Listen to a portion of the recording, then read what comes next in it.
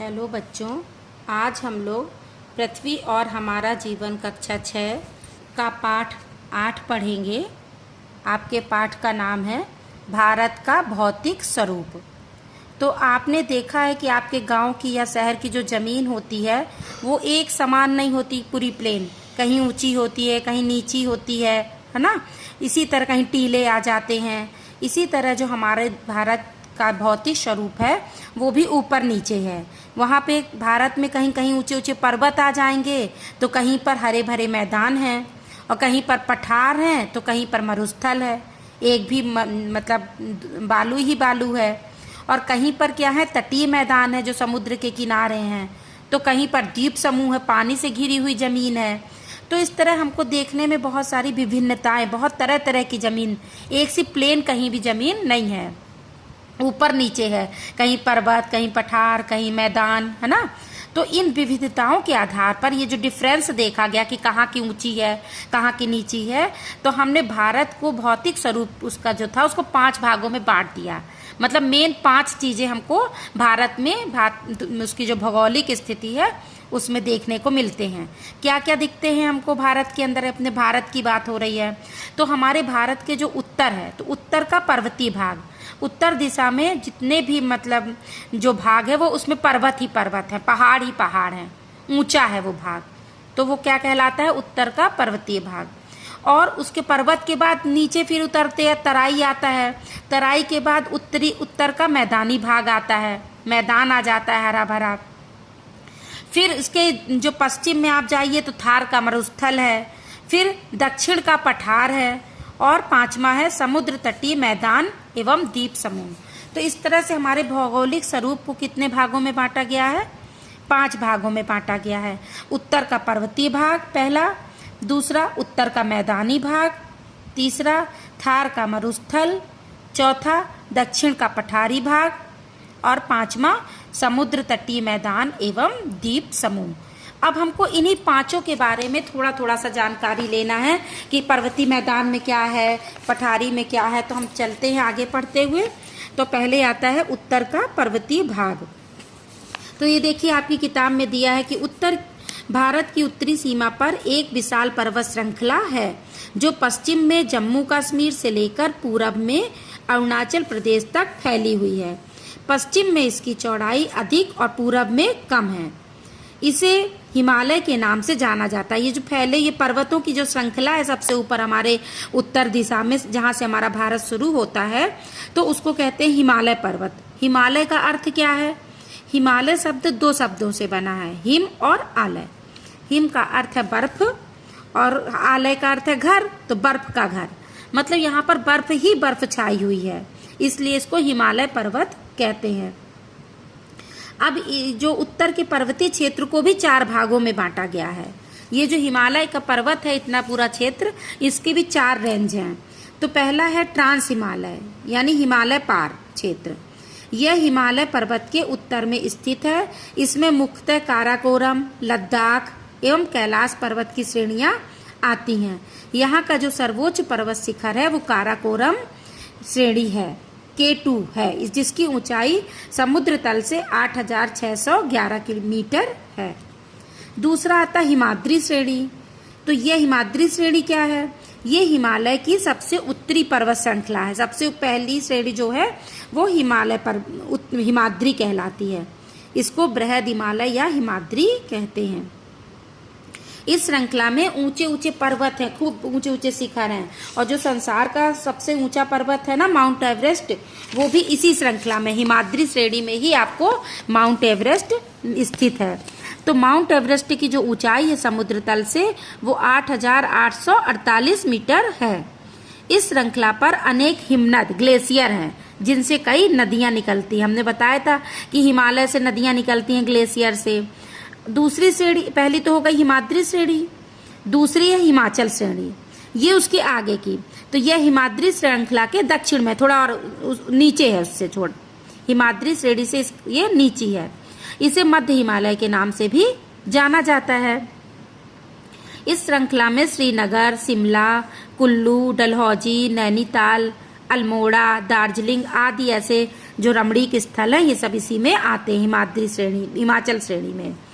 पश्चिम में हिमाद्री और हिमाचल श्रृंखला के बीच में कश्मीर की रमणीक घाटी भी है और यहाँ की डल झील, कश्मीर में डल झील बहुत प्रसिद्ध है, बहुत सारे पर्यटक वहाँ पर आते हैं। तीसरी श्रेणी है शिवालिक श्रेणी। पहली हो गई हिमाद्री श्रेणी, दूसरी हिमाचल श्रेणी, तीसरी शिवालिक श्रेणी। यह हिमालय के सबसे दक्षिण में स्थित श्रृंखला है। इसे उप हिमालय भी कहते हैं। यह कम ऊंचाई की श्रृंखला है, इस पर घने वन पाए जाते हैं। अब ये वन जो हिमाद्री श्रेणियां हैं, जो पर्वत है, ये हमारे लिए कितने उपयोगी हैं, क्या क्या इनसे हमको फायदा होता है, ये पर्वतों की श्रृंखला है। तो जो हिमालय पर्वत है भारत के उत्तर में पश्चिम से लेकर के पूरब दिशा तक, ये एक पहरेदार की तरह खड़ा है। ऐसे लग रहा है जैसे वो हमारे भारत की रक्षा करने के लिए पहरेदार की तरह खड़ा है और ये जो बाह्य आक्रमण होते हैं उनसे भारत की सुरक्षा करता है। दूसरा, ये जो हिमालय पर्वत है ये आने वाली जो उत्तर की ओर से आने वाली ठंडी हवाएं हैं उनको रोक देता है और हमारी जलवायु को शुष्क और ठंडी होने से बचाता है, नहीं तो हमारे यहाँ और ज़्यादा ठंडी पड़े। तो और साथ ही क्या करता है कि जो दक्षिणी मानसून आता है तो जो हवाएं बाहर चली जाती हैं, दक्षिणी मानसून के समय आने वाली जो मानसूनी हवाएं होती हैं उनको रोक देता है ये पहाड़, तो उनको वो वर्षा कहाँ हो जाती है, हमारे भारत देश में ही हो जाती है। इससे हमको फायदा मिल जाता है। विभिन्न रोगों के उपचार के लिए जो हिमालय पर्वत है वहाँ पर ना बहुत सारी जड़ी बूटियाँ प्राप्त हो जाती हैं। ऐसे ऐसे वन हैं जो हमारे बहुत सारे रोगों को दूर करती हैं। हिमालय पर्वत पर अनेक रमणीय स्थल भी हैं जो हमारे पर्यटक लोग वहाँ घूमने आते हैं, तो इससे हमारी अर्थव्यवस्था, हमारे देश को फायदा होता है। अब दूसरा आता है हमारा उत्तर का मैदानी भाग। देखिए पहाड़ी वाला पढ़ा आपने, पर्वतीय भाग। अब उत्तरी भाग तो भाबर एवं तराई। हिमालय से जब हम उतर कर मैदान की ओर आते हैं, आने वाली जो नदियाँ होती हैं अपने साथ बड़े बड़े कंकड़ पत्थर अवसाद बहाकर ले आती हैं। ये नदी शिवालिक के सहारे 8 से 16 किलोमीटर चौड़ाई में इन अवसादों का निक्षेप करती है और यहीं ला करके उनकी धीमी होती जाती है, तो यहाँ सब छोड़ती जाती है। जो बहार करके कंकड़ पत्थर उपजाऊ मिट्टी लाती हैं इसे कहते हैं भाबर। क्या कहते हैं, वो उस क्षेत्र को भाबर कहते हैं जहाँ पर ये सब एकत्रित हो जाता है सामान, मलबा। यहाँ नदियाँ और पत्थरों एवं अन्य अवसादों के नीचे विलुप्त हो जाती, नदियाँ तक विलुप्त हो जाती। इतना मलबा आ जाता है ऊपर से पहाड़ों से कि वहाँ नदियाँ ऊपर से तो निकल के आती हैं, यहाँ लुप्त हो जाती, दिखती ही नहीं है। फिर आगे मैदानी भाग में फिर ये दिखाई देने लगती हैं। भाबर के सहारे एक नम एवं दलदली क्षेत्र का निर्माण होता है जिसे कहते हैं तराई। भाबर एवं तराई क्षेत्र में जैव विविधता देखने को मिलती है और जो दुधवा राष्ट्रीय उद्यान है वो इसी तराई क्षेत्र में है, दुधवा राष्ट्रीय उद्यान। इस तरह से हमने देखा कि जो हमारे भारत में है आप जलोढ़ मिट्टी ज़्यादा यहाँ पर आ जाती है। जो हिमालय के दक्षिण में भारत का विशाल मैदानी भाग है, यह विश्व का सबसे विस्तृत समतल मैदान है जो भारत में लगभग 2400 किलोमीटर लंबाई में फैला हुआ है और इसका ढाल जो है वो पश्चिम से पूरब की ओर है। इसी तरह यह मैदान जो है सिंधु, गंगा और ब्रह्मपुत्र इनकी सहायक नदियों के कारण लाई गई जलोढ़ मिट्टी से बना है। जलोढ़ मिट्टी बहुत ही उपजाऊ होती है। ठीक है, तो ये जो नदियाँ लाई हैं मिट्टी बहा बहा करके ऊपर से, उनसे ये मैदानी भाग बना हुआ है।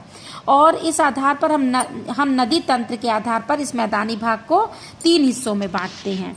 अब आप पूछेंगे नदी तंत्र क्या है, तो नदी तंत्र किसी नदी और उसकी सहायक नदियों को नदी तंत्र कहते हैं। मतलब एक नदी में जब बहुत सारी नदियां मिल जाती हैं तो वो एक व्यवस्था बन जाती है, तो उसको कहते हैं नदी तंत्र। और सहायक नदी क्या होती हैं, जो एक नदी जो किसी मुख्य नदी में आकर मिलती है और अपने जल को मुख्य नदी में विसर्जित कर देती है। मतलब अब दूसरी एक नदी कहीं और से बह करके आती है, फिर एक बड़ी नदी में मिल जाती है और उसका पूरा पानी भी उसी में मिल जाता है, फिर वहाँ से वो खत्म, उसका समाप्त हो जाता है, तो उसको कहते हैं सहायक नदियाँ। जैसे अपने यहाँ गंगा जी आ रही हैं और इधर से जमुना और सरस्वती नदी आ रही है और संगम होता है ना, फिर उसके बाद से जमुना जी नहीं दिखती, तो इस तरह वो आकर के सहायक नदी आकर के गंगा नदी में मिल जाती हैं। तो इस तरह से उसको 3 भागों में बांटा गया है नदी तंत्र को। कौन कौन सा, सिंधु नदी तंत्र, गंगा नदी तंत्र और ब्रह्मपुत्र नदी तंत्र। ठीक है। अब इसी तरह से हमारे ये बने हुए हैं मैदानी भाग भी। एक सिंधु नदी तंत्र का बन गया कि यहाँ की मुख्य सहायक नदियाँ कौन कौन सी हैं, झेलम, चिनाव, सतलज, ये सब। इसी तरह गंगा नदी तंत्र का बन गया और एक ब्रह्मपुत्र नदी तंत्र। अब हमें फायदा क्या है इस मैदानी भाग का, हमारे भारत के लिए महत्व क्या है, ये मैदानी भाग हमारे भारत के लिए कैसे उपयोगी है। तो ये जो नदियों द्वारा लाई गई मिट्टी से बने मैदान है वो कृषि के लिए बहुत उपजाऊ मिट्टी प्रदान करते हैं, जिससे पशुपालन और कृषि का उद्योग अच्छे से होता है। दूसरे यहाँ पर समतल जमीन मिलती है तो सड़क और रेल मार्ग भी अच्छे से विकास होता है यहाँ पर। और तीसरा यहाँ पर नहरें, नदियाँ पाई जाती हैं तो नहरों का से सिंचाई के साधन अच्छे से उपलब्ध हो जाते हैं। तो ये रहा आपका मैदानी भाग। अब हम आते हैं थार का मरुस्थल। तो भारत का जो पश्चिमी भाग है वहाँ पर मरुस्थल ही मरुस्थल है किनारे में, तो जिसे थार का मरुस्थल कहते हैं। क्या कहते हैं? थार का मरुस्थल या भारतीय महामरुस्थल भी कहते हैं। ये भारत के उत्तरी मैदान के दक्षिण पश्चिम में अरावली पर्वत से लेकर पाकिस्तान तक ये मरुस्थल फैला हुआ है। आपको बताया था अरावली रेंज है वहाँ पर पश्चिम में। यह शुष्क है, गर्म है और रेतीला है। ऐसी ज़मीन है, रेतीली ज़मीन है। इसी कारण यहाँ वनस्पति नहीं पाई जाती है और यहाँ लूनी नदी मुख्य है, ठीक है। और यहाँ जो पाई जाने वाले खारे पानी की एक झील है उसको सांभर कहते हैं। सांभर नाम का उत्पादन किया जाता है, यहाँ नमक बनता है। अब हम आते हैं दक्षिण का पठारी भाग, जो चौथा था हमारा दक्षिण का पठारी भाग। तो उत्तर के ही विशाल मैदान तथा तटीय भागों के बीच दक्षिण का पठार या प्रायद्वीप पठार होता है। अब आप पठार जानते हैं क्या होता है? पहाड़ तो समझ गए, पठार क्या है? धरातल का वह भाग जो पर्वत से नीचे और मैदान से ऊंचा होता है, जिसका ऊपरी भाग सपाट हो और ढाल क्या हो? सामान्य हो और किनारों का ढाल तीव्र हो, पठार कहलाता है। देखिए, पठार और पहाड़ में अंतर आपको समझना पड़ेगा। पहाड़ जो होता है वो ऊपर नुकीला होता है और नीचे उसका चौड़ा हिस्सा चौड़ा होता है। ज़मीन से तो वो भी ऊंचा होता है, पठार भी ऊंचा होता है, पहाड़ भी ऊंचा होता है मैदान से, है ना। लेकिन पहाड़ जो है ऊपर से नुकीला बहुत ऊंचा होता है और पठार जो है उसका किनारे तो उसके ढाल लिए रहते हैं, लेकिन ऊपर का भाग सपाट होता है, नुकीला नहीं होता, चौड़ा होता है। पठार में ऊपर का भाग सपाट होता है और किनारों पर ढाल होती है, लेकिन पहाड़ में नुकीला होता है, शंकु की तरह, त्रिभुज की तरह होता है। तो हमने देखा कि प्रायद्वीप पठार, दक्षिण का जो पठार है वो प्रायद्वीप पठार स्थित है। यह पठार प्राचीन कठोर रवेदार चट्टानों से बना है। इसकी आकृति कैसी है? त्रिभुजाकार। जो हमारा पठारी हिस्सा है भारत का वो त्रिभुजाकार आकार में, त्रिभुज के आकार में है। इसका धरातल काफ़ी ऊंचा नीचा है।